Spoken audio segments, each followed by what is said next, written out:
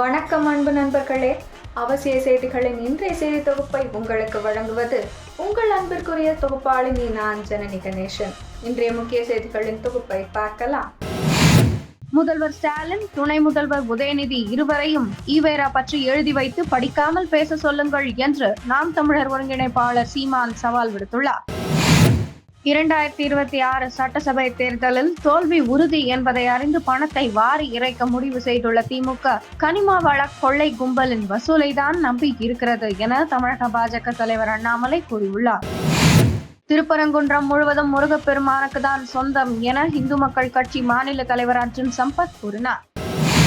தவேக கட்சி அமைப்பை 120 மாவட்டங்களாக பிரிக்கப்பட்டுள்ளதாக அறிவித்துள்ள நடிகர் விஜய் முதற்கட்டமாக 19 மாவட்டங்களுக்கு நிர்வாகிகளை நியமித்துள்ளார்.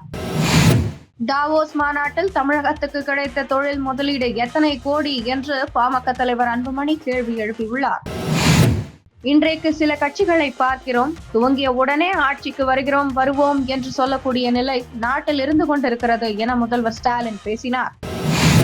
பாமக நிறுவனர் ராமதாஸ் மீதான வழக்கு நீதிமன்ற விசாரணைக்கு இடைக்கால தடை விதித்துள்ள ஹைகோர்ட் மதுரை கிளை அவர் ஆஜராவதிலிருந்து விலக்களித்து உத்தரவிட்டுள்ளது.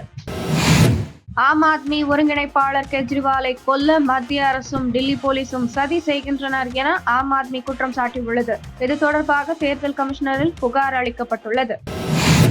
முறையான ஆவணமின்றி அமெரிக்காவில் தங்கி இருக்கும் இந்தியர்களை மீண்டும் இந்தியா அழைத்துக் கொள்ள எப்போதும் தயாராக உள்ளோம் என வெளியுறவுத்துறை அமைச்சர் ஜெய்சங்கர் தெரிவித்துள்ளார்.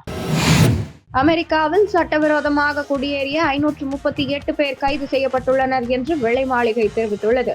இத்துடன் இன்றைய முக்கிய செய்திகள் நிறைவடைந்தன. மேலும் பல முக்கிய செய்திகளுடன் நாளை காலை 8 மணிக்கு உங்களை சந்திக்கிறேன். மறக்காமல் சேனலை சப்ஸ்கிரைப் செய்வதுடன் அனைவருடனும் பகிருங்கள். நன்றி, வணக்கம், ஜெய் ஹிந்த்.